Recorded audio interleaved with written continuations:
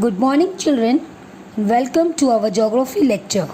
Today we'll start lesson number 7, that is human settlement. Children, if you remember, in standard 7 you had an entire 7th chapter.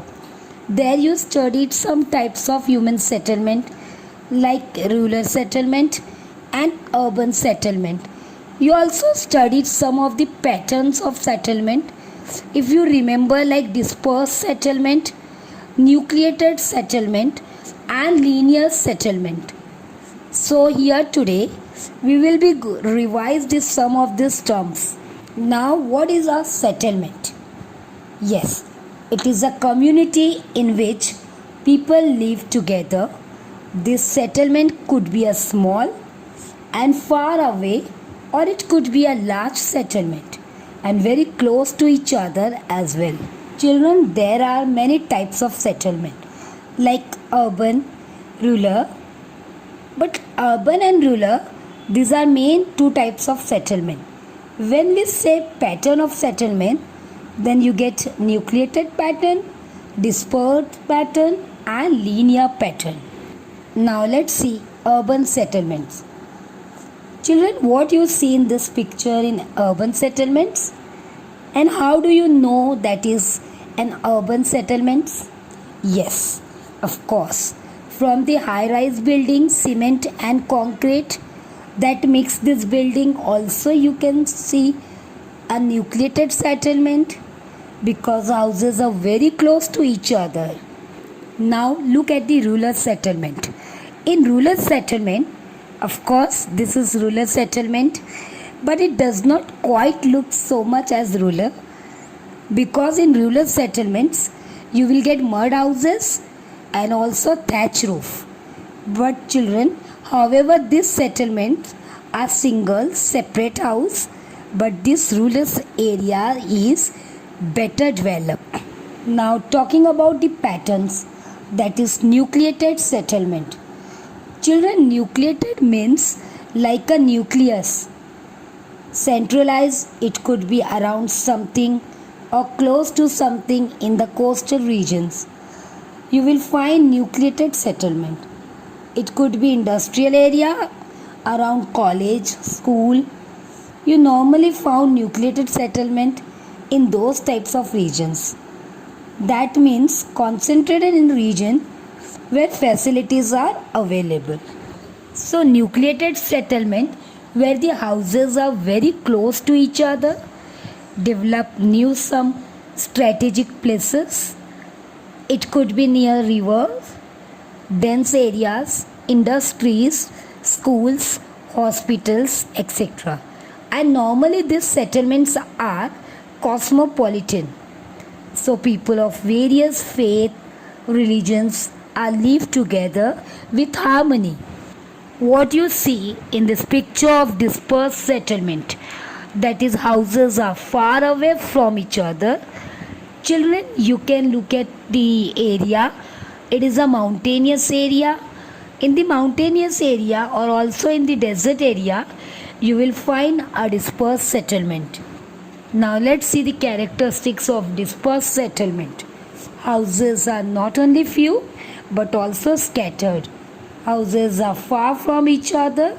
They have limited population and facilities are also limited. Children, mostly it is found in the mountainous regions, desert area and also in dense forest regions. Talking about the next pattern of settlement, which is linear settlement. Now children, what you see in this picture here? Yes, you see roads parallel on either side. You can see highway here. Houses are either side of the roads are built parallel to the road. So these types of settlement are called as linear settlement. What are the characteristics of linear settlement? First of all, you have seen along the road, along the height, expressway, on either side railway, sea coast and also foothills. Settlements grow parallel. Houses are grow along single line or multiple lines. Roads are parallel and also shops grow along with the houses. Now on page number 46, you have these two pictures. Looking at these two pictures, you have to answer a few questions. The first question is, identify the types of settlements. Yes, 7.1a definitely is a nucleated settlement. Children, if you look at the picture, you will understand that it's a nucleated settlement. And what about the second one? Then it is seen a road, means kacha road, and a linear settlement here, and you will find dispersed settlement also here. Second question is, which one is a nucleated settlement? Why?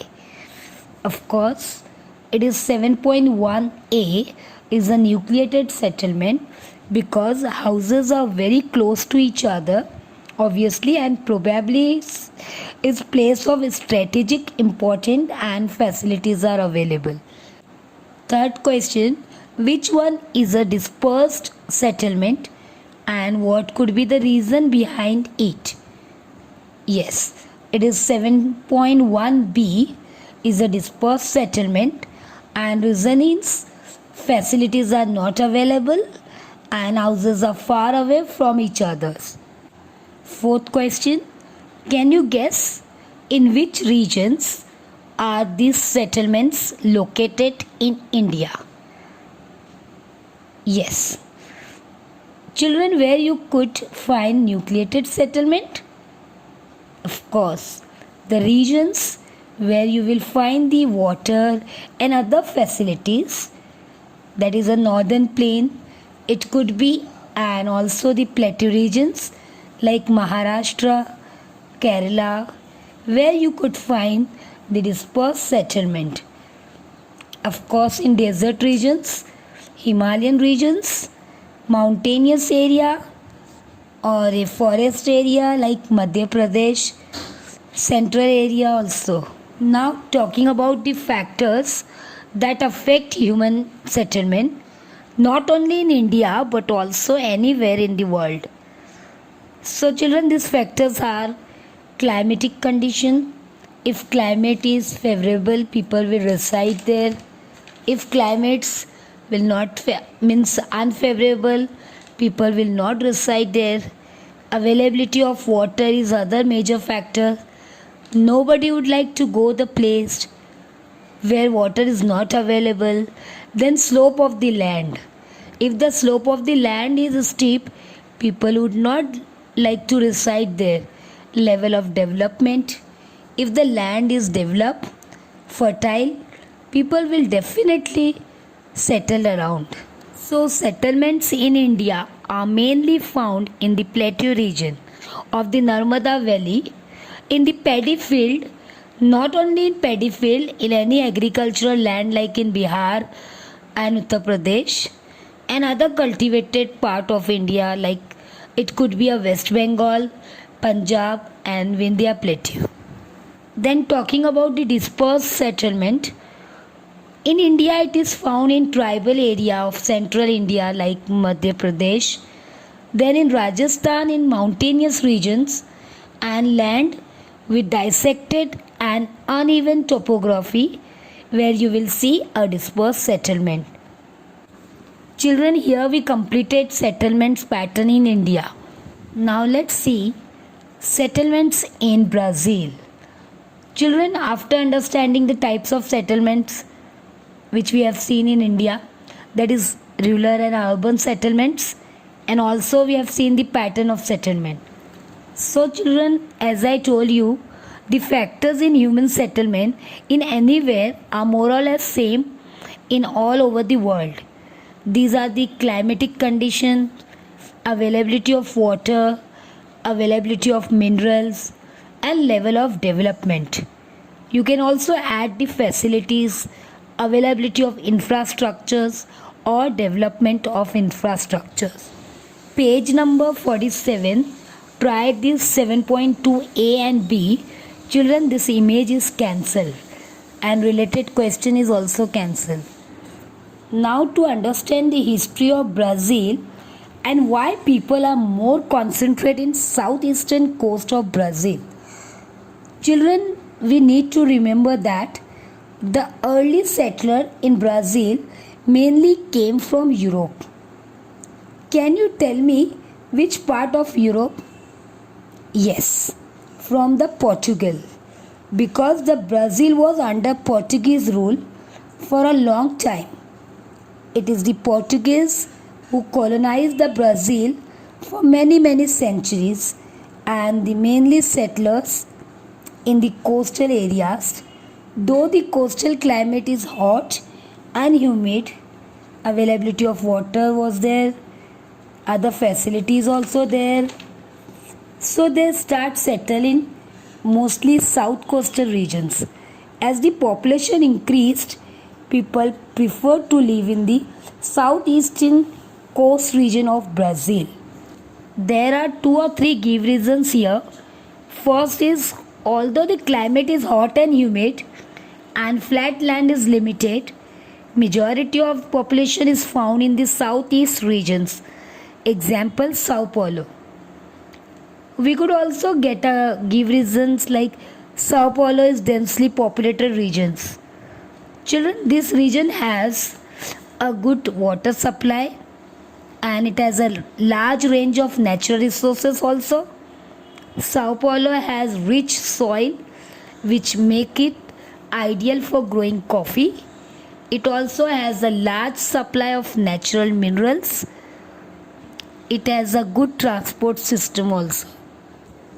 And therefore, most of the people live in southeast and Sao Paulo here because of the natural trees. That is why you can observe nucleated settlements here. Another give reason, the northeast highlands have a sparse population. Children, what could be the reason?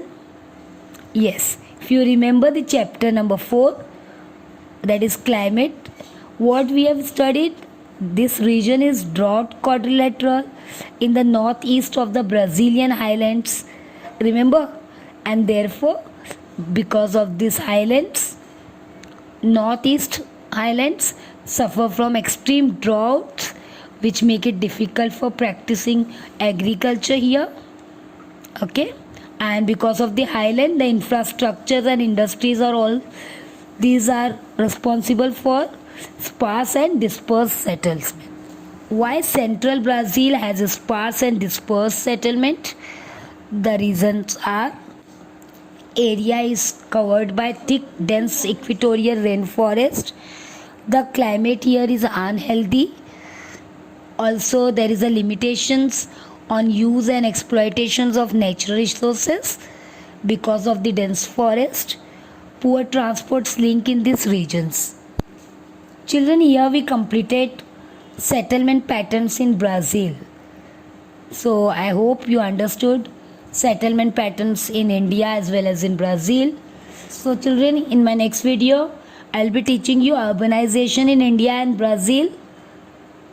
Keep studying. Till then, thank you.